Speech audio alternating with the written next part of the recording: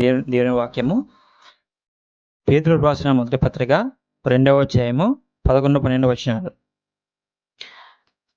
ప్రియులారా, మీరు పరదేశులను యాత్రికులనై ఉన్నారు కనుక ఆత్మకు విరోధంగా పోరాడు శరీరాస్తును విసర్జించి, అన్యజనులు మిమ్మల్ని ఏ విషయంలో దుర్మార్గులని దూషించురో ఆ విషయంలో వారు మీ సత్క్రియలను చూచి వాటి బట్టి దర్శన దినమున దేవుని మహిమపరిచినట్లు వారి మధ్యను మంచి ప్రశస్తము గల వారై ఉండవలనని మిమ్మల్ని ప్రతిమాలుచుకుంటున్నాను.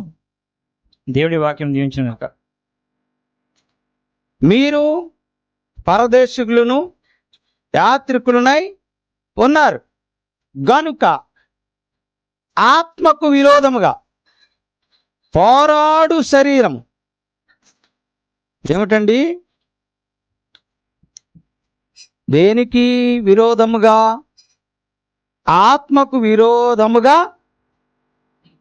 పోరాడు శరీర ఆశలను విసర్జించి, అన్యజనులు మిమ్ములను ఏ విషయములో దుర్మార్గులని దూషించితిరో ఆ విషయములలో వారు మీ సత్క్రియలు చూసి వాటిని బట్టి విమర్శన దినమున దర్శన దినమున దేవుని మహిమపరుచునట్లు వారి మధ్య నుండి మంచి ప్రవర్తన గలవారై ఉండవలెనని మిమ్ములను బ్రతిమలాడుచు ఉన్నాను. ఈరోజు ఈ వాక్యము దేవుడు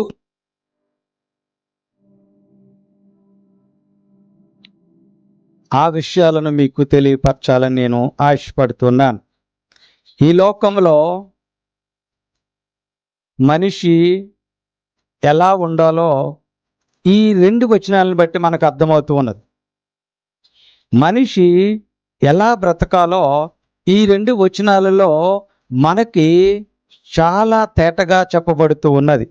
ఎందుచేతనంటే మనము ఈ లోకంలో పరదేశులుగా ఉన్నాం. అంటే ఈ లోకం పరదేశులు అంటే అర్థం ఏమిటి? ఉదాహరణకు అమెరికా నుంచి, లేదా ఒక ఇంగ్లాండ్ నుంచి, లేదా ఒక ఆస్ట్రేలియా నుంచి ఎవరైనా ఇక్కడికి వచ్చారనుకోండి, వారు వచ్చి ఎప్పుడు ఇక్కడే ఉంటారా? వారు వచ్చినటువంటి ఆ పని నిమిత్తమై వారికి వచ్చిన వీసాను బట్టి ఎన్ని రోజులైతే ప్రభుత్వం నుంచి అనుమతి వచ్చిందో అన్ని రోజులు ఇక్కడుండి మళ్ళీ వెళ్ళిపోవాలి. వారు ఎక్కడి నుంచి వచ్చారు?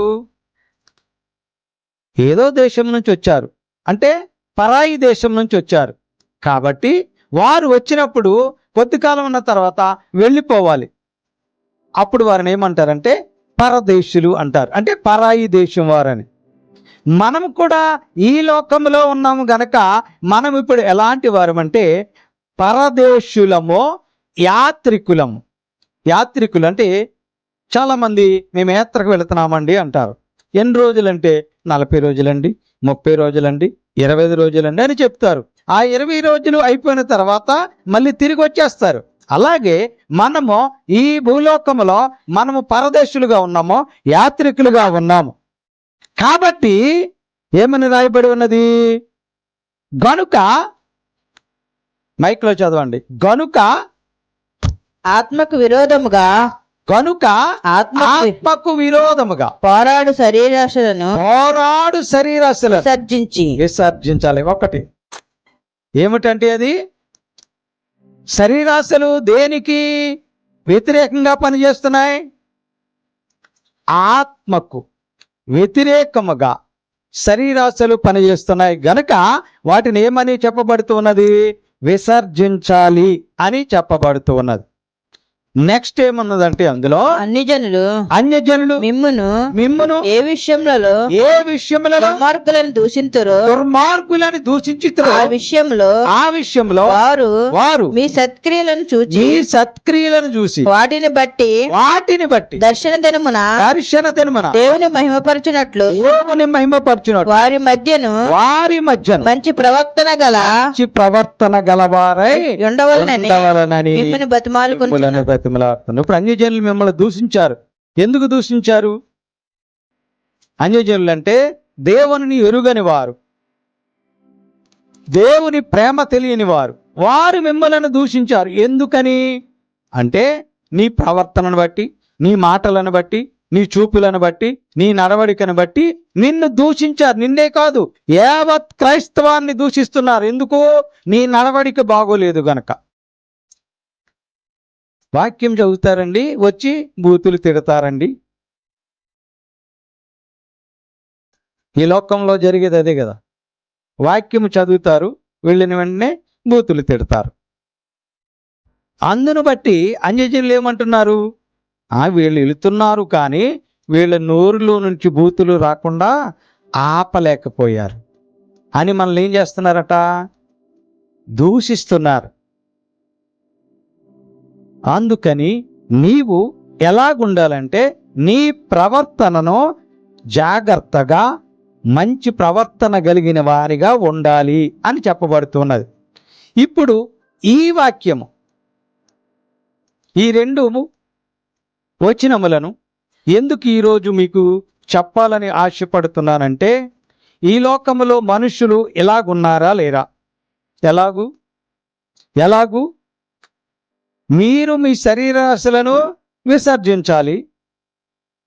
అన్యజనులు మిమ్ములను దూషించకుండా దర్శన దినమందు దేవుని గురించి వారు మంచిగా చెప్పుకునేలాగా మీరు మంచి ప్రవర్తన కలిగి ఉండాలి అని వాక్యం మాట్లాడుతున్నప్పుడు మనము నిజముగా అలాగున్నామా?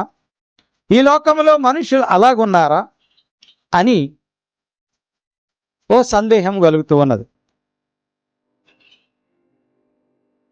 ప్రియులారా, గమనించండి.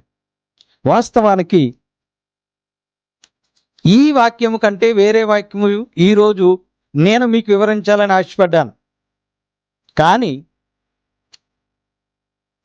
రాత్రి 11 గంటల వరకు జరిగినటువంటి అంతర్మదనములో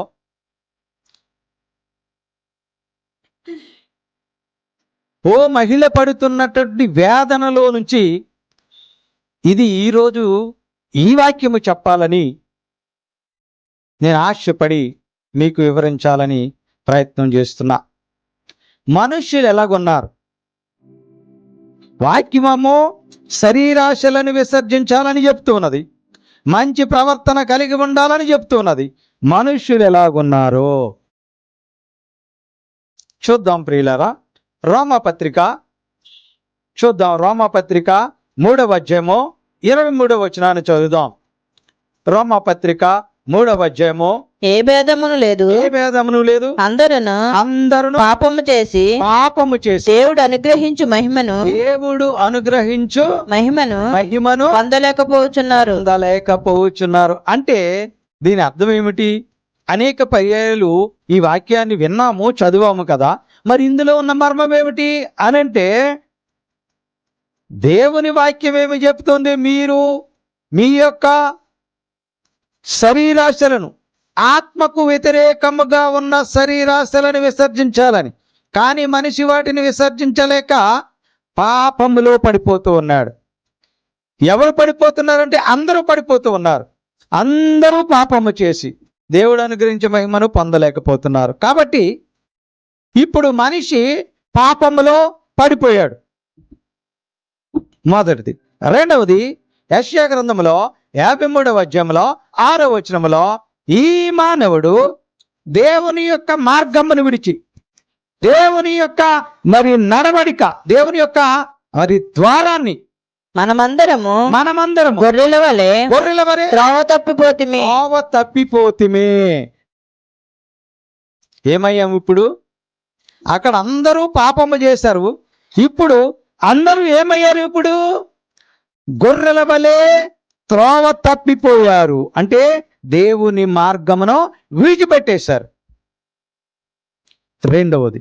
మూడవది కూడా మనము చూసినప్పుడు మొదటి యోహాను పత్రికలో 2వ అధ్యాయంలో 16వ వచనాన్ని మనం గమనించినప్పుడు ఈ లోకము లోకంలో ఉన్నదంతయు అనగా శరీరాశయు శరీరాశ, నేత్రాశయు నేత్రాశ, కుటుంబము తండ్రి వలన పుట్టినవి కావు. ఇవి ఎవరి వల్ల పుట్టినవి కాదు, తండ్రి వలన పుట్టినవి కావు. దేవుని వలన పుట్టినవి కాదు, అవి లోక సంబంధమైనవి. లోక సంబంధమైనవి. ఇప్పుడు మీ ఆత్మకు విరోధముగా పనిచేసే నేత్రాశలను విసర్జించమంటే మనుషులు ఎలాగున్నారు? ఇప్పుడు పాపంలో పడిపోతూ ఉన్నారు. మనుషులు ఎలాగున్నారు? ఇప్పుడు దేవుని మార్గాన్ని విడిచిపెడుతున్నారు. మనుషులు ఎలా ఉన్నారు? ఇప్పుడు లోకాశలలో మునిగిపోయి ఉన్నారు. ప్రియులారా, గమనించండి. మరి దేవుడు మనిషి ఎలా ఉండాలని కోరుకుంటాడు? దేవుని యొక్క ప్రణాళిక చొప్పున ఈ మానవుణ్ణి సృజించినప్పుడు ఆయనకు ఆలోచనకు వచ్చాడు, నా కుమారుడు నా కుమార్తె ఇలా ఉండాలి అని. ఉదాహరణకు మీకు పుట్టిన బిడ్డలను మీరు అయ్యో నా బిడ్డని బాగా చదివించి ఈ ఉద్యోగము చేయించాలి, లేదా ఈ వ్యాపారము పెట్టించాలి, లేదా ఇట్టి రీతిగా దేవుని సేవకుని చెయ్యాలి అని ఒక ప్రణాళికతో నీ బిడ్డల పట్ల నీవు ఆలోచన కలిగి బిడ్డను పెంచుతూ ఉన్నప్పుడు ఆ బిడ్డ నీ ఆలోచనకు వ్యతిరేకంగా, నీకు విరుద్ధముగా, నీ కుటుంబానికి వ్యతిరేకముగా ఆ బిడ్డ తయారైనప్పుడు నీవు ఏ విధంగా ఉంటావు? నువ్వు ఏ విధంగా ఆలోచించగలుగుతావు? నువ్వు ఏ విధంగా సంతోషంగా బ్రతుకుతావు? అలాగే దేవుడు ఈ మనిషి ఎలా ఉండాలో స్పష్టముగా ఆయన నిర్దేశించాడు. ఆయన నిర్దేశించినటువంటి ఆ ప్రకారము ఈ మనిషి ఉంటున్నాడా? ఉండగలుగుతూ ఉన్నాడా? మనము గమనించాలి. ఈ లోకములో మానవులు పాపంలో పడిపోతూ ఉన్నారు, దేవుని మార్గం విడిచిపెడుతూ ఉన్నారు, ఈ లోకాశలలో బతుకుతున్నారు. కానీ దేవుని యొక్క ప్రణాళిక వేరేగా ఉన్నది, దేవుని ఆలోచన వేరేగా ఉన్నది. దేవుడు ఏమని నిర్ణయించాడు మన కొరకు అనంటే, మొదటిగా పేతురు పత్రికలో 1వ అధ్యాయంలో 14 నుంచి 16 వచనాలు మనం చదివినప్పుడు ఒక ప్రాముఖ్యమైన విషయం మనకు అక్కడ అగుపడుచు ఉన్నది. ఈ మనుషులు పవిత్రులుగా ఉండాలని ఆయన కోరుకున్నాడు. నేను పరిశుద్ధుడై ఉన్నాను కనుక పరిశుద్ధుడై ఉన్నలాగున మీరును పరిశుద్ధులై ఉండవలెనని కోరుకున్నాడు. మరి మనం పరిశుద్ధులుగా ఉన్నామా? మనుషులం ఉండగలుగుతున్నామా? మొట్టమొదటిది, ఆయన ఈ మానవులు ఎలాగుండాలనుకున్నారు అంటే పరిశుద్ధమైన పవిత్రమైన జీవితము కలిగి ఉండాలని ఈ మనుషుల పట్ల ఆయన కోరిక కలిగి ఉన్నాడు. కాగా చాలండి, మొట్టమొదటిది. దాని కంటిన్యూషన్ తర్వాత చదువురు కానీ. రెండవది, మార్కు సువార్త 12వ అధ్యాయంలో 30 నుంచి 31 వరకు చదివినప్పుడు ఈ మనుషులంట దేవునిని పూర్ణ హృదయముతో, మైక్లో చదవమ్మా, నీవు నీ పూర్ణ హృదయముతోను, నీ పూర్ణ హృదయముతోను, నీ పూర్ణాత్మతోను, పూర్ణాత్మతోను, నీ పూర్ణ వివేకముతోను, నీ పూర్ణ వివేకముతోను, నీ పూర్ణ బలముతోను, నీ పూర్ణ బలముతోను, నీ దేవుడైన ప్రభువును ప్రేమింపవలనది. ఏం చేయాలండి? ప్రేమింపవలనది. ప్రభువును ప్రేమింపవలని. ప్రధానమైనది. ఎలాగూ పూర్ణ హృదయముతో, పూర్ణాత్మతో, పూర్ణ శక్తితో, పూర్ణ బలముతో నీ దేవుడైన ప్రభు అయిన దేవుణ్ణి నీవు ఏమి చేయాలి? ప్రేమించవలెనో. ప్రేమించగలుగుతున్నామా? హృదయపూర్వకంగా ఆరాధనలో పాల్గొనగలుగుతున్నామా? ఆరాధన పాట పాడగలుగుతూ ఉన్నామా? అక్కడ స్పష్టంగా చెప్పబడుతూ ఉన్నది, నీ పూర్ణ బలముతో, నీకెంత బలమైతే ఉన్నదో ఆ బలముతో దేవునికి చప్పట్లు కొట్టి స్తుతియాగం చెప్పగలుగుతున్నామా? చప్పట్లు కొట్టడానికి చేతులు రావటం లేదు. అంటే దేవుడు సెలవిచ్చినది నీవు చేయటం లేదు. తర్వాత కంటిన్యూషన్ చదవండి. రెండవది నీవు నిన్ను వల్ల నీ పొరుగువారిని నిన్ను వలె నీ పొరుగు వారిని ప్రేమింపవలెను. ప్రేమింపవలెను.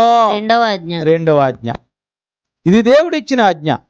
ఎందుకనంటే రెండవది, మొదటి జీవితం పవిత్రమైన జీవితం మానవునికి ఉండాలని దేవుడు ఆశపడ్డాడు.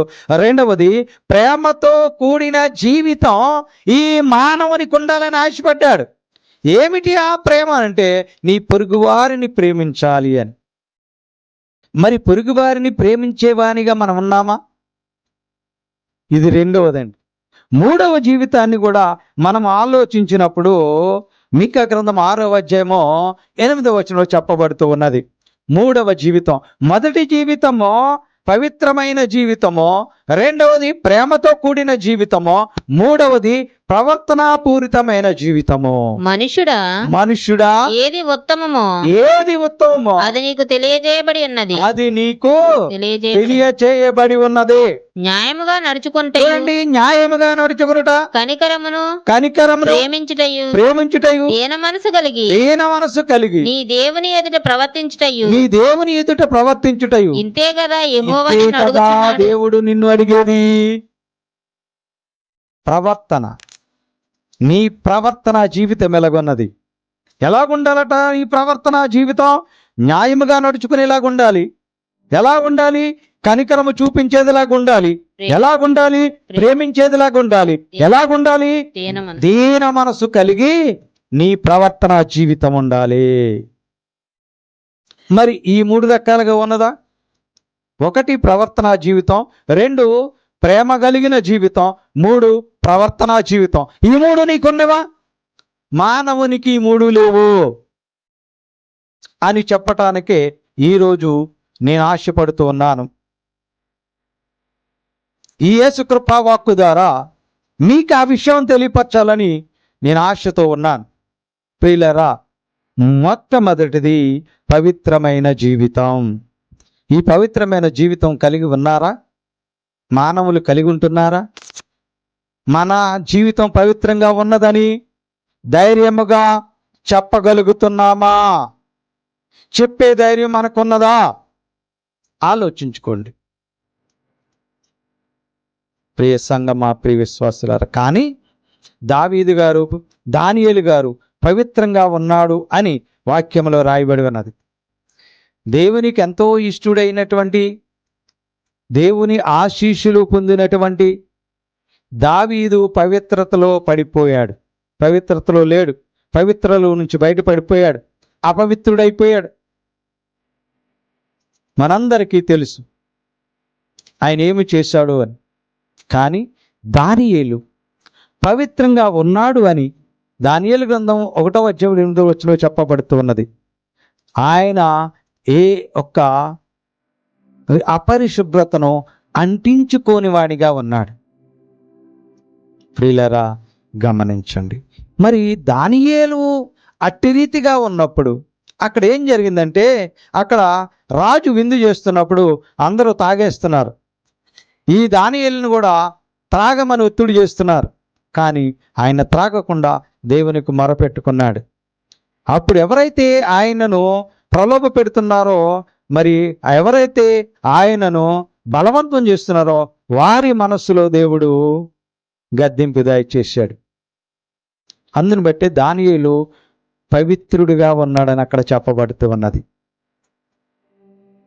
తాగలేదు, తాగి తందనాలేదు, విందు వినోదాల పేరు మీద అశ్లీలంగా ఆయన ఏమీ ప్రవర్తించలేదు. కానీ ఈ లోకంలో అనేక మంది డబ్బులు ఎక్కువైపోయి, అనేక మంది స్నేహితులు ఎక్కువైపోయి ఏం చేస్తున్నారు?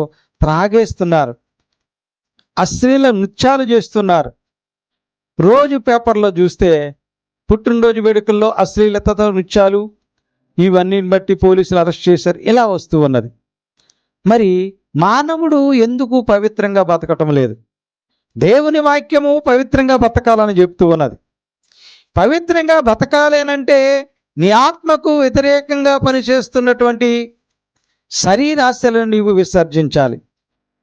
ఈ శరీరాశలు ఏమిటి అంటే, మనము చదువుకున్నటువంటి ఆ వాక్య భాగంలో మనం చూసాము.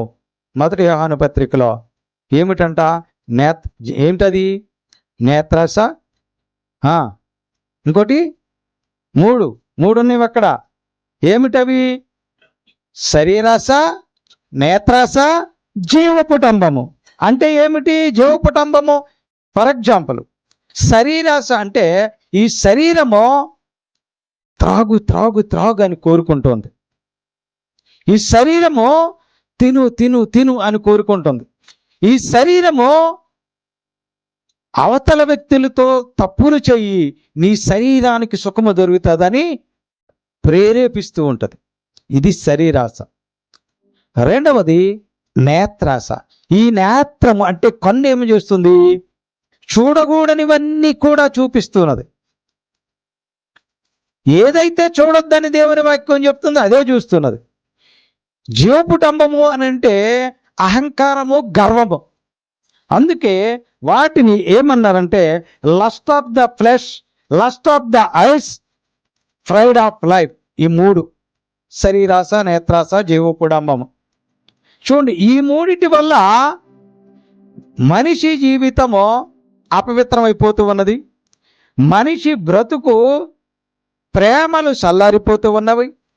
ఈ మూడిటి వల్ల వారి ప్రవర్తన జీవితము దిగజారిపోతూ ఉన్నది. పవిత్రంగా దానియేలు గారు ఉన్నారు.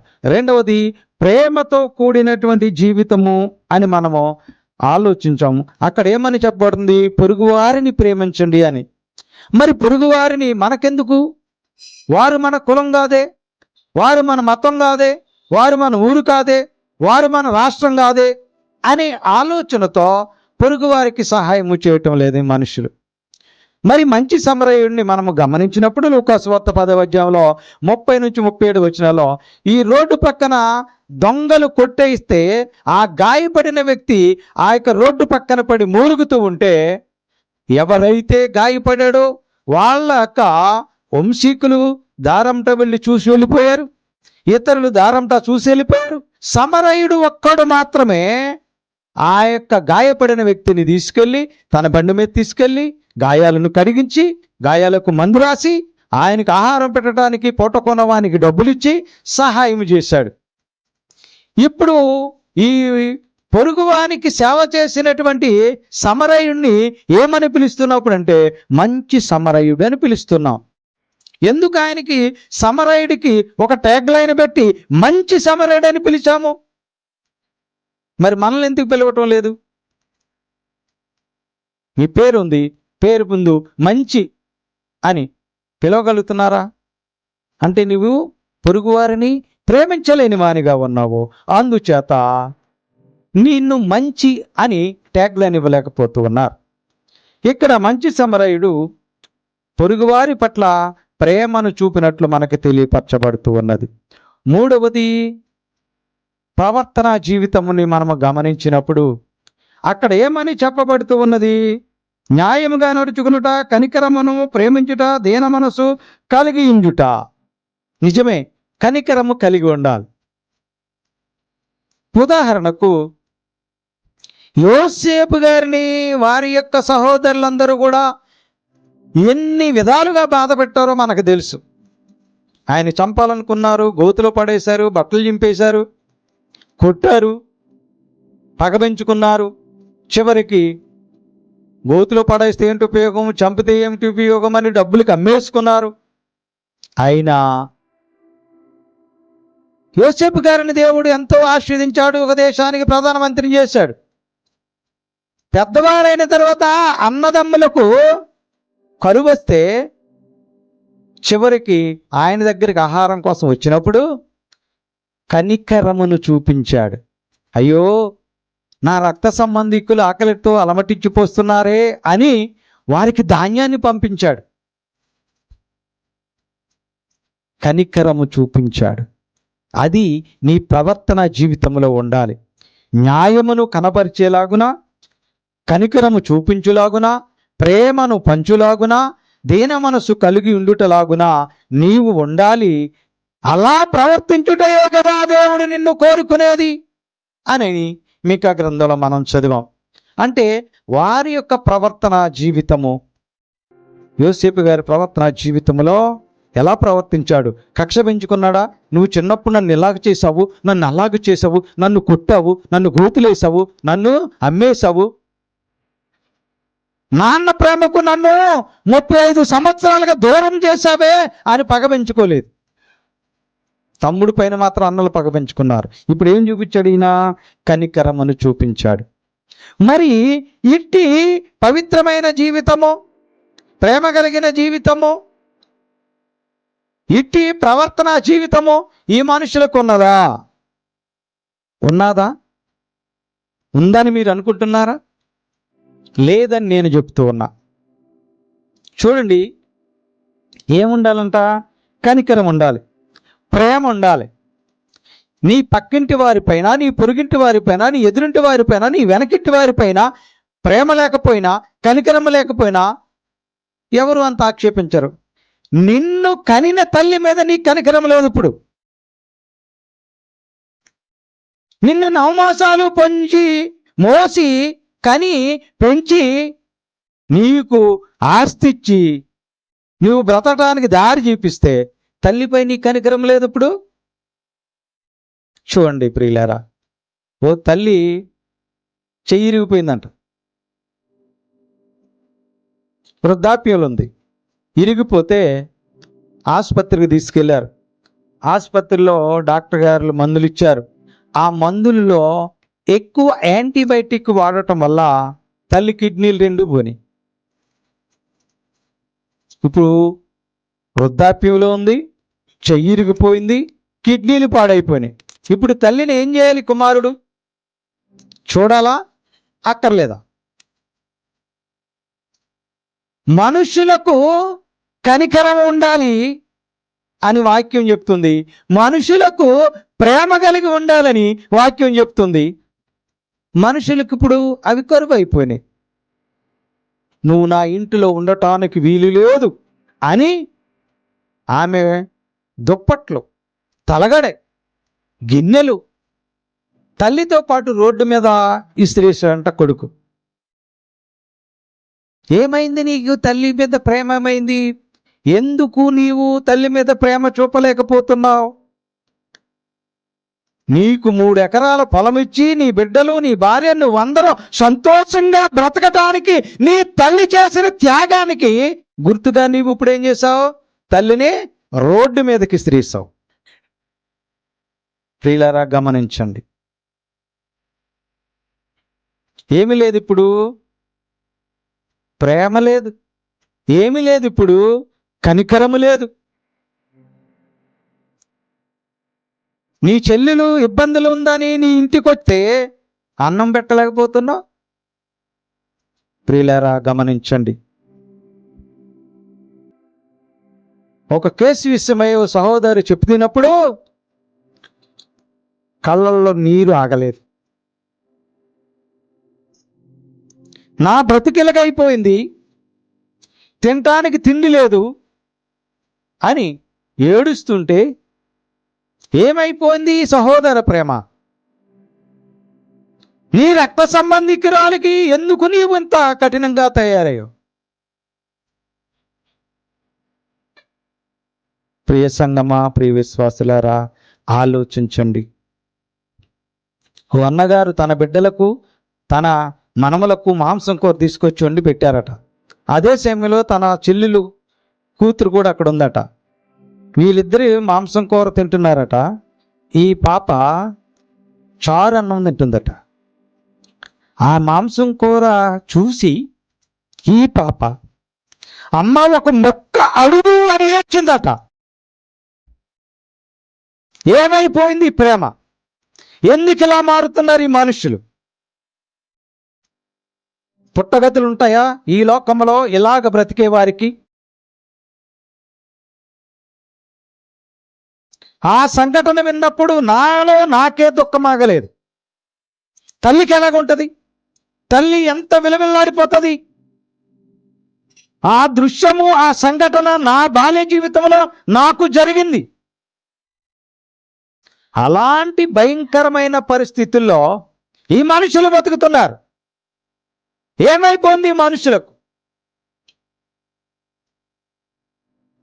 అమ్మంటే ప్రేమ లేదు, చెల్లంటే ప్రేమ లేదు, పొరుగుంటి వారితో సహవాసం లేదు. ఎవరికి వారే యమునా తీరుగా బతుకుతున్నారు. దేవుని వాక్యం చెప్తున్నది మీరు పవిత్రమైన జీవితము కలిగి ఉండాలని. కానీ మనుషులు ఈ పవిత్రమైన జీవితము కలిగి ఉండటం లేదు. అందుకనే ఓ అభ్యుదయ కవి ఒక పాట రాశాడు. మాయమైపోతున్నడమ్మా మనిషన్నవాడు, మచ్చుకైనా కానరాడు మనిషన్నవాడు అని ఓ అభ్యుదయ కవి ఓ పాటను రాశారు. ఆ పాట అంతా కూడా 4 చరణాల్లో కూడా ఏమని రాయబడిందో తెలుసా? ఈ మనిషి అంట జంతువుని దేవుడిగా పూజిస్తాడు, కనిన తల్లిని కఠినాత్ముడిగా గెంటేస్తాడు అని రాయబడింది అందులో. పాట అంతా వింటే దుఃఖముతో విలవిల్లాడిపోతారు విన్నవారు. ఇది ఒక ప్రోగ్రాంలో ఓ అభ్యుదయ కవి పాడుతూ ఉన్నప్పుడు మనందరికీ తెలిసినటువంటి ఎస్పి బాలసుబ్రహ్మణ్యం గారు కలకల ఏడ్చేశాడు. ఆయన ఎందుకు? మనిషిలాగా అయిపోయాడు. మనిషి అనేవాడు మచ్చుకు కనపడతలేదు. తల్లి లేదు, చెల్లి లేదు, పెళ్ళాం లేదు. మరొక దుర్మార్గుడైతే కరోనా సమయంలో చచ్చిపోతున్న భర్తను బ్రతికించిన భార్య బలహీనమైపోయిందని, నువ్వు అక్కర్లేదని తల్లిని కొట్టి సరివి పంపించేశాడు. ఏమైపోతున్నాడు ఈ మనిషి? కారణం ఏమిటి? ఎందుకు ఇలా మారిపోతున్నారు అంటే ఈ మానవుడు రోజు రోజుకి దిగజారిపోతున్నాడు. మానవత్వం అనే విలువలను వదిలేస్తున్నాడు.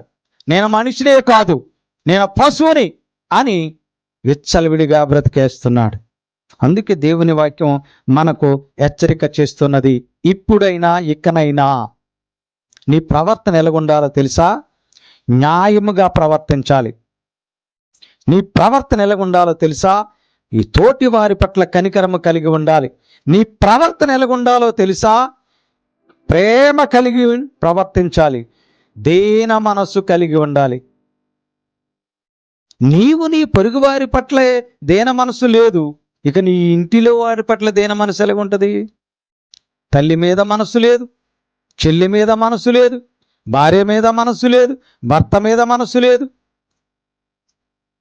ఇలా మనిషి రోజు రోజుకి దిగజారిపోతూ ఉన్నాడు.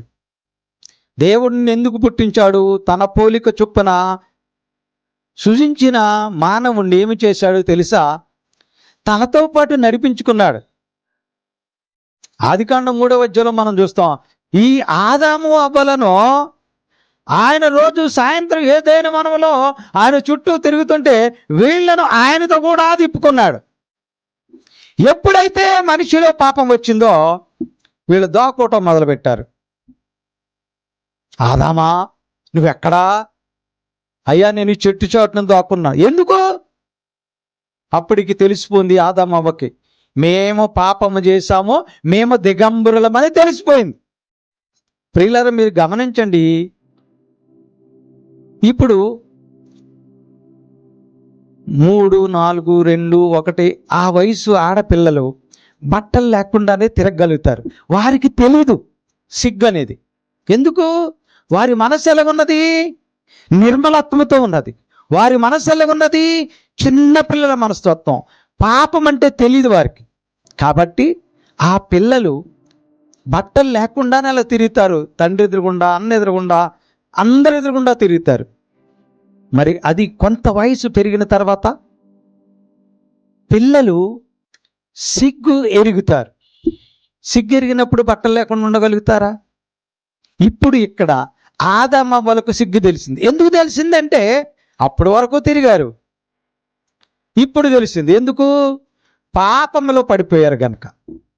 ఆయన ఏం చేశాడు? పాపంలో పడకముందు తన పోలిక చొప్పున నిర్మించి ఆ ఏదైనా వనము చుట్టూ సాయంత్రం చల్లటి గాలికి షికారులు చేశారు ముగ్గురు కలిసి. మరి ఇప్పుడు ఏమైంది? పాపం వచ్చింది. పాపం రావటం వల్ల ఏమైంది? సిగ్గు తెలిసింది. కాబట్టి దేవుడు అడగగానే ఆదాం అన్నాడు, అయ్యా నేను చెట్టు చాటున ఆకులు కట్టుకుని దాక్కున్నానయ్యా. ఎందుకు దాక్కున్నావు? పాపం చేశావు. అలాగే ఈ మనుషులు ఈ పాపం చేస్తున్నారు. కనికరం లేదు, దయ లేదు, జాలి లేదు, ప్రేమ లేదు. ఇవన్నీ దేనికి నిదర్శనం? మనము చదివిన మూలవాక్యంలో ఆత్మకు వ్యతిరేకముగా పనిచేసే శరీరాశలు. అందుచేత వాటిని విడిచిపెట్టాలని వాక్యం చెప్తున్నది. విడిచిపెట్టి నీవు ఎలా బ్రతకాలి? ఇప్పుడు ఎలా బ్రతకాలి? మంచి ప్రవర్తన కలిగిన వానిగా నీవు బ్రతకాలి. మనిషిగా పుట్టినోడు మహాత్ముడైనా చివరికి మట్టిలో కలయవలయురా. మనిషి ఎప్పుడు మట్టిలో కలిసిపోవాలి. పుట్టినోడు ఎవడైనా కానీ. నేను కోటీశ్వరుని, నేను అగ్రవర్ణము, నేను పేదవాడిని, నేను బక్కవాడిని, నేను బలమైనవాడిని, నా ఎవడైనా మట్టిలో కలవాల్సిందే. మరి ఈ మట్టిలో కలిసే మనిషి ఎలా ప్రవర్తిస్తున్నాడు? నీవు ఈ రోజు నీ తల్లిని విసిరేసావు, రేపొద్దు నీ కొడుకు నిన్ను విసిరడా? నువ్వు ఎలా చేస్తున్నావో నీ బిడ్డలు నేను చూస్తున్నారు కదా. మరి రేపొద్దుట నిన్ను కూడా నీ కొడుకు విసిరేస్తాడు ఖచ్చితంగా. మీ గతంలో చెప్పాను, తల్లి ఒక వృద్ధాశ్రమంలో పాడేసినప్పుడు ఆ ఫ్యాన్ లెక్క ఇంట్లో కొడుకు ఉద్యోగం చేస్తున్నాడు కనుక ఏసీ రూమ్లో ఉంటున్నారు. వాళ్ళకి చెమటల గురించి తెలియదు. ఈ తల్లి వృద్ధాప్యంలో ఉంటే భార్య మాటిని తీసుకెళ్ళి ఓల్డేజ్ హోమ్లో పాడేస్తే అక్కడ ఆ ఓల్డేజ్ హోమ్ నిర్వాహకులకి 2 ఫ్యాన్లు ఉన్నాయంట. ఆ హాల్ అంతటికి సరిపోక ఆ ఒక్కబోతలో ఉన్నారంట. ఒకరోజు కొడుకు తల్లిని చూడటానికి వచ్చాడంట. నాన్న కనీసం ఇక్కడ ఫ్యాన్లు వేయించరా అని అడిగిందంట తల్లి. ఎందుకమ్మా ఉన్నీగా 2, మళ్ళీ మనం డబ్బులు ఎట్టి పెట్టడం ఎందుకు? కాదు నాన్న, ఈ ఉక్కబోత నాకు అలవాటు అయిపోయింది. నీకు ఉక్కబోసేటానికి నువ్వు ఏసీలో బతుకుతున్నావు, నీ దగ్గర ఫ్యాన్లు ఉన్నాయి, రేపటి రోజున నీవు ఈ ఉక్కబోతలో ఉండలేవు కదరా అందట. నేనుంటామేంటి? నాకు చక్కటి ఇల్లు ఉంది కదా, ఏసీ రూమ్ ఉంది కదా, నా భార్యకు నాకు ఒక ఏసీ రూమ్ ఉంది, నా బిడ్డలకు ఏసీ రూమ్ ఉంది, నేనెక్కడ ఉండటమేంటి? తల్లి అందంట, ఒరే నాన్న, నిన్ను ఎంతో చిన్నప్పటి నుంచి బాగా పెంచి మరి నిన్ను ఒక ప్రయోజకుని చేసి ఒక ఆస్తికర్తను చేసి నీకు మంచి అవకాశాలు ఇచ్చానే, నువ్వు తీసుకొచ్చి నన్ను ఇక్కడ పెట్టావు. మరి రేపొద్దు నీ కొడుకు నిన్ను ఎక్కడితే నీవు తట్టుకోలేవు కదా నాన్న అందట. ఆలోచించండి ప్రియులారా. ఇప్పుడు నీకు ఆస్తి ఇచ్చింది తల్లి. ఆస్తిని బట్టి నీ తల్లి అనారోగ్యంతో ఆసుపత్రికి తీసుకెళ్ళాలి కదా. నువ్వు ఆసుపత్రికి తీసుకెళ్ళలేదు సరిగదా. లేవలేని ముసలిదాన్ని నువ్వు రోడ్డు మీదకి ఇసిరేసావంటే నువ్వెంత కఠినాత్ముడై ఉంటావు ఆలోచించండి. అలాంటి కఠిన హృదయం వద్దు అని వాక్యం చెప్తుంది. కనికరం ఉండాలి నీకు, నీ మనస్సులో కనికరం కలిగి ఉండాలి. అది లేదు. ప్రియులారా గమనించండి, తిరిగి మళ్ళీ మనకి వస్తుంది అని ఆలోచన కలిగి ఉండాలి. నువ్వేదైతే నాటుతున్నావో, నువ్వేదైతే విత్తుతూ ఉన్నావో, ఏ విత్తనం అయితే నీవు విత్తావో, ఏ విత్తనం అయితే భూమిలో నీవు నాటావో అదే విత్తనం మొలకెత్తుతుంది, వేరే మొక్క మొలవదు. అలాగే నువ్వు ఇప్పుడు ఏదైతే చేస్తున్నావో నీకు కూడా ముందు రోజులు అదే వస్తుంది అని తెలుసుకోలేకని బ్రతుకుతున్నారు ఈ మనుషులు. అందుకనే ఇలాంటి వారు కనికరం లేకోకుండా, దేన మనసు లేకోకుండా, న్యాయంగా ప్రవర్తించకుండా, అక్రమంగా బ్రతుకుతూ అన్యాయంగా జీవించే వారందరూ కూడా మంచిగా ప్రవర్తించాలని వాక్యం చెప్తున్నది. మంచిగా ప్రవర్తించాలంటే 7 పనులు చేయాలని వాక్యం మనకు సూచన చేస్తున్నది. అవి ఏమిటో మనం పరిశీలన చేద్దాం. మొట్టమొదటిది ద్వితీయోపదేశకాండము 13వ అధ్యాయము 4వ వచనం. ద్వితీయోపదేశకాండము 13వ అధ్యాయము 4వ వచనం చదవండి. ద్వితీయోపదేశకాండము 4వ అధ్యాయము 13వ అధ్యాయం 4వ వచనం. మీరు మీ దేవుడైన యెహోవాకు లోబడి ఆయనకే భయపడి ఆయన మాట విని ఆయనను సేవించి ఆయనను హత్తుకొని ఉండవలను. ఎన్ని ఉన్నాయండి అందులో? ఒకటే ఉందా? అందులో ఒకటే కనపడుతుందా మనకి? ఏమంటున్నది? నీవు నీ దేవుడైన యెహోవాకు లోబడాలి, భయపడాలి, ఆజ్ఞను అనుసరించి దేవుని చెప్పే మాట విని ఆయనను సేవించి ఆయనను హత్తుకొని ఉండాలి. చూసారు ఎన్నున్నవి? 5 ఉన్నవి. ఇప్పుడు ఫర్ ఎగ్జాంపుల్ ఏదైనా ఒక వస్తువుని మనము ఇలా పైకి లేపాలనుకోండి, 2 వేళ్లతో లేపగలమా? 3 ఏళ్లతో లేపగలమా? ఈ 5 ఏళ్ళు పట్టుకుంటే ఈజీగా పైకి లేపగలుగుతాం. అలాగే ఇప్పుడు నీవు నీ జీవితంలో దేవునికి ఎదుట మంచి ప్రవర్తన కలిగిన వాడిగా నీవు ఉన్నావు అని నిరూపించుకోవాలంటే నీవు చేయాల్సింది దేవునికి భయపడాలి, దేవుని మాట వినాలి, దేవునిని హత్తుకోవాలి. ఇంకా 5 మళ్ళీ చెప్పండి, గుర్తుంచుకోండి, మొదటి నుంచి చదవండి. అవి 1 లోబడాలి.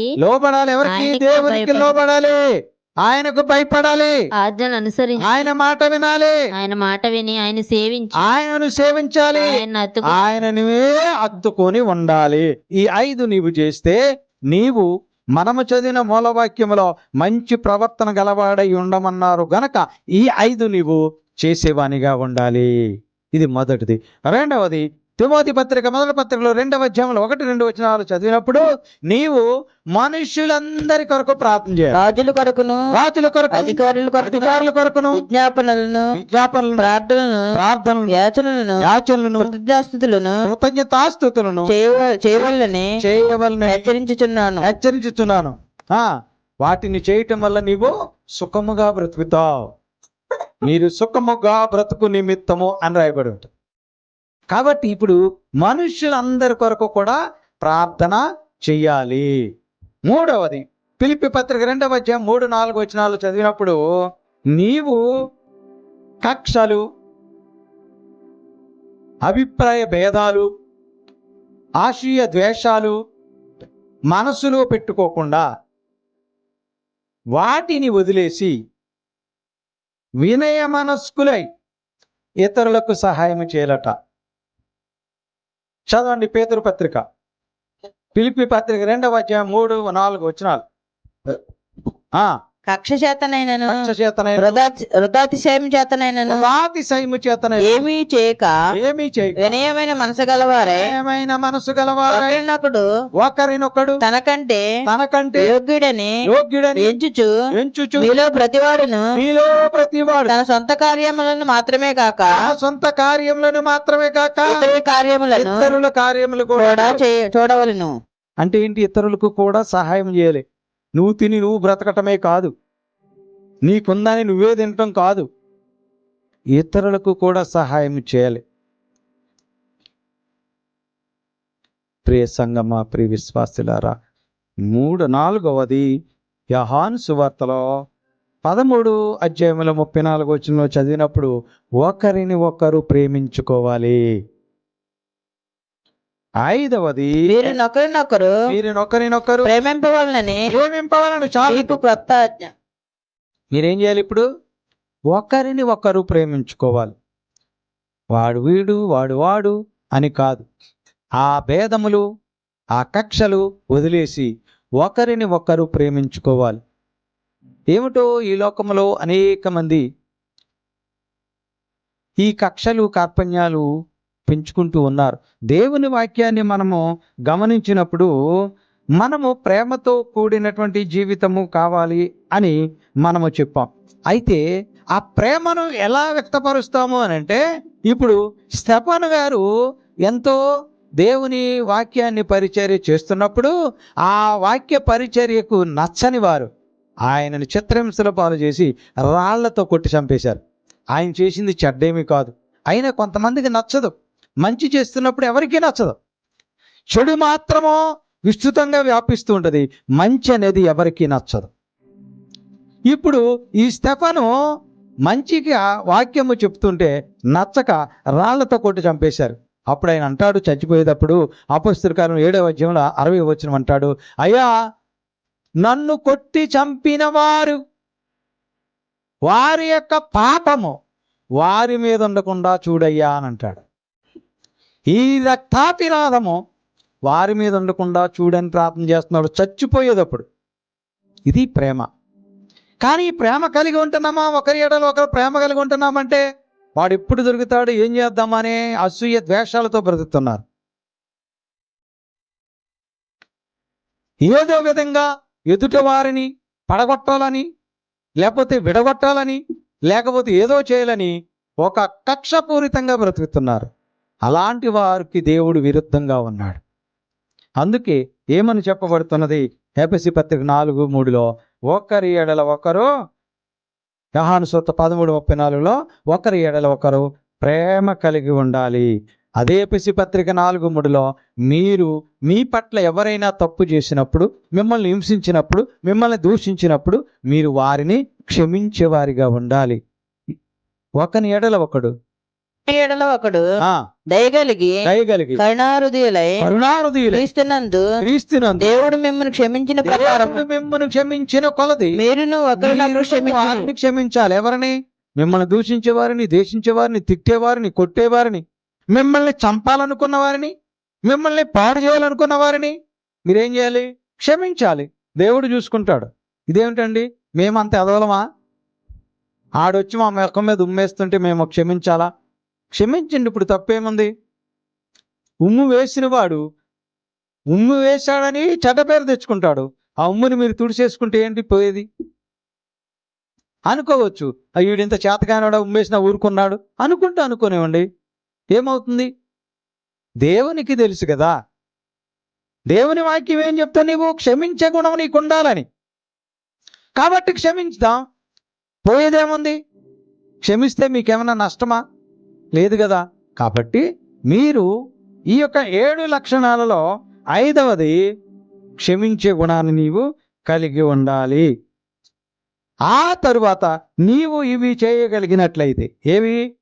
దేవునికి భయపడి ఆయన మాట విని ఆయన హత్తుకుని బ్రతుకుతూ, మనుషులందరి కొరకు ప్రార్థిస్తూ, కక్షలు విభేదాలు వదిలివేసి వినయ మనస్కుల ఇతరులకు సహాయము చేస్తూ, ఒకరినొకరు ప్రేమించుకుంటూ క్షమాగుణము కలిగి ఉంటే, అప్పుడు మొదటి పేతురు పత్రిక 2వ అధ్యాయం 10వ వచనం చదవండి. అప్పుడు ఒకప్పుడు ప్రజగా ఉండక ఇప్పుడు దేవుని ప్రజ అయితిరి. ఒకప్పుడు కనికరింపబడక ఇప్పుడు కనికరింపబడిన వారైతిరి. ఇప్పుడు ఏమవుతుంది ఇక్కడ? మీరు కనికరమును పొందుతారు. అదే 2వ పేతురు పత్రికలో 2వ అధ్యాయం 10వ వచనం చూస్తే, నీవు అన్యజనులకు మాదిరిగా ఉంటావు అని చెప్పబడుతున్నది. అంటే ఇప్పుడు ఇవన్నీ నీవు చేయటం వల్ల నీవు దేవుని దగ్గర క్షమాపణ దొరుకుతుంది నీకు. నీవు అన్యులకు మాదిరిగా ఉంటావు. ఇవన్నీ చేస్తూ దేవుడికి నీవు వీటి పట్ల నీవు ఆసక్తి కలిగి దేవుని మాట వింటూ, దేవుడు చెప్పిన వాక్యాల ప్రకారం, అంటే దేవుడు మనకు చూపించినటువంటి ఈ మాటలను మనం అనుసరించి నడుచుకుంటూ, చివరిగా మీరేమి చేయాలంటే, మొదటి తెస్సలోనికైన పత్రిక 5వ అధ్యాయం 17వ వచనంలో, ఎడతెగక ప్రార్థన చేసేవారిగా ఉండాలి. నేను క్షమించాను కదా అంటే సరిపోదు. అయ్యో నేను దేవునికి భయపడుతున్నాను కదా అంటే సరిపోదు. అయ్యో నేను దేవునికి, మనుష్యులందరి కొరకు దేవుని ఎదుట ప్రార్థిస్తున్నాను కదా అంటే సరిపోదు. నేను కక్షలు విభేదాలు అన్నీ వదిలేసి వినయ మనస్సు కలిగి నా దగ్గరికి ఎవరొచ్చినా నేను సహాయం చేయగలుగుతున్నాను అని అనుకుంటే సరిపోదు. ఏం చేయాలట? ఏం చేయాలి? ఎడతెగక ప్రార్థన చెయ్యాలి. అట్టి రీతిగా నీవు ప్రార్థించుకుంటూ, అట్టి రీతిగా నీవు దేవుని వాక్యానికి లోబడి, నీ ఆత్మకు విరోధముగా పనిచేస్తున్న శరీర ఆశలను విసర్జించి, దేవుని దృష్టిలో మంచి ప్రవర్తన గలవాడిగా బతుకుతూ, నేను మనిషినే అని నీవు నిరూపించుకోవాలి. ఇప్పుడు తల్లిని కొట్టి తరిమేసినోడు మనిషా? చెల్లికి అన్నం పెట్టినోడు మనిషా? నీవు మనిషివేనా అని ఎవరన్నా అడిగితే, అవునండి నేను మనిషిని అంటే, నీకు 2 కళ్ళుండి, ముక్కుకి 2 రంధ్రాలుండి, 2 చెవులుండి, ఒక నోరుండి, 2 కాళ్ళుండి, 2 చేతులుంటే నువ్వు మనిషివేనా? జంతువుకు కూడా ఉన్నాయి కదా 2 చెవులు, 2 కళ్ళు. జంతువుకు ఉంది కదా నోరు, జంతువుకు ఉన్నాయి కదా కాళ్ళు, చేతులు. మరి దాని జంతువు అన్నారు. మరి నిన్ను మనిషి అని ఎలా చెప్పాలి? మంచాన పడిన తల్లి విసిరేస్తే నువ్వు మనిషి అవుతావా, పశువు అవుతావా? నువ్వెవరు అసలు? మనిషివా నీవు అని ప్రశ్నిస్తే ఆన్సర్ చెప్పే స్థితిలో మనం ఉండాలి. Yes, I am a human being అని చెప్పడానికి నీవు ఇవన్నీ పాటించాలి. నీ జీవితం పవిత్రంగా ఉండాలి. నీ జీవితం ప్రేమ కలిగి ఉండాలి. నీ ప్రవర్తన జాగ్రత్తగా ఉండాలి. ఇవన్నీ లేకోకుండా నేను మనిషిని అని ఉబలాట పడితే నీవు మనిషి అనుకోవచ్చు, కానీ నీ చుట్టూ ఉన్నవారు మనుషులు అనరు. నీ బంధువులు నిన్ను మనిషి అనరు. ఈడే మనిషిరా, తల్లిని సిరేశాడు అని నీ ముఖం మీద అనకపోయినా నీ వెనకాలంటారు. మరో 10 మందికి చెప్తారు, పలానా వాళ్ళు పిల్లోడు తల్లిని, లేవలేని తల్లిని విసిరేశారని. మరి మనం అనగలుగుతాం, అలాంటోడు వీడి మనిషే, తల్లిని విసిరేసిన వాడు వీడు మనిషే అని మనం చెప్పగలుగుతామా? ఆ పని మనం చేస్తే ఈ మనుషులు అనగలుగుతారా? కాబట్టి ఈ మనిషి ఎలా బ్రతుకుతున్నాడు ఇప్పుడు గమనించుకోవాలి. ఈ మనిషి ఎందుకు ఇలా మారుతున్నాడు అంటే పాపంలో పడిపోయాడు. ఈ మనిషి ఎలా బ్రతుకుతున్నాడంటే, ఎలాగా బ్రతుకుతున్నాడు? దేవుని మార్గం విడిచి బ్రతుకుతున్నాడు. ఈ మనిషి ఈ లోక ఆశలలో జీవిస్తున్నాడు. ఈ మూడిటి వల్ల మనిషి మనిషిలాగా లేడు. మనిషి పశువు కంటే హీనంగా మారిపోతున్నాడు. చూడండి, కాకులను చూడండి. కాకి చచ్చిపోతే 10 కాకులన్నా వచ్చి ఏడుస్తున్నాయి. మరి దాన్ని చూసన్నా నేర్చుకోవాలి కదా మనం. మనిషి ఎందుకు ఇలా మారిపోతున్నాడంటే పాపము, ఆశ. నేను సంపాదించుకోవాలి. నీ సంపాదించేదాకా నీ తల్లి ఇచ్చింది, నువ్వు తినటానికి ఇచ్చినటువంటి ఆ పొలం వల్ల నువ్వు బ్రతుకుతున్నావు, లేకపోతే నీ బ్రతికేంటి? ఆలోచించుకోవాలి, పరిశీలన చేసుకోవాలి. నేను మనిషినా అని ఎవరిని వారే ప్రశ్నించుకోవాలి. మనిషి అన్నవాడు ఎలా ఉండాలి అని అంటే ఈ లక్షణాలు కలిగి ఉండాలి. దేవునికి భయపడాలి, దేవుని మాట వినాలి, క్షమాగుణం కలిగి ఉండాలి, ప్రేమ కలిగి ఉండాలి. ఇవేమీ లేకుండా నేను మనిషినే అని ఎవరికి వారు అనుకుంటే అది వారి మూర్ఖత్వంగా ఉంటుంది. కావున ప్రియమైన సంగమా, ప్రియమైన విశ్వాసులారా, ఆలోచన చేయండి. మనము మనుషులుగా బ్రతకటానికి దేవుడు అవకాశం ఇస్తూ ఉన్నాడు. మనం మనుషులుగా జీవిస్తూ సాటి మనుషులకు సహాయం పడటానికి మనకు ఆరోగ్యం ఇస్తున్నాడు, ఐశ్వర్యం ఇస్తున్నాడు, ఆనందం ఇస్తున్నాడు. ఇవన్నీ వదిలేసి ఇంకా ఇంకా ఇంకా ఇంకా ఏదో సాధించాలనే అత్యాశతో మనిషి బ్రతుకుతూ కుంగి కుషించిపోతూ ఉన్నాడు. కావున ప్రియమైన విశ్వాసులారా, ఆలోచించండి. ఈరోజు దేవుడు మనందరితో మాట్లాడిన మాటలను బట్టి మనము కూడా మనుషులుగా బ్రతకటానికి ప్రయత్నిద్దాం. మేము దుస్తులు వేసుకున్నాం కనుక మనుషులు అనుకుంటే కుదరదు. జంతువులకు దుస్తులు లేవు, వాటికి సిగ్గు తెలియదు. మనకు సిగ్గు తెలిసి కనుక బట్టలు వేసుకుంటూ ఉన్నాం. కానీ మనుషులుగా బ్రతకటంలే, ఒక మర యంత్రాల్లాగా బ్రతుకుతున్నాం. ఆలోచన చేయండి. ఈరోజు దేవుడు మనందరితో మాట్లాడుతున్న మాట, ప్రేమ కలిగి బ్రతకండి, కరుణ కలిగి బ్రతకండి, దీన మనసుతో బ్రతకండి, దేవునికి భయపడి బ్రతకండి. దేవుడు అంటే లెక్క లేకుండా కాదు, దేవుడు అంటే భయభక్తులు లేకుండా వచ్చాడుగా తిరుగుతూ కాదు, బ్రతుకుతూ కాదు. కావున ఈ యేసు కృపా వాక్కు వింటున్న ప్రతి ఒక్కరు కూడా పరిశీలన చేయండి. మనుషులుగా బ్రతకటానికి ప్రయత్నించండి, మనుషులుగా జీవించటానికి ముందుకు కొనసాగండి.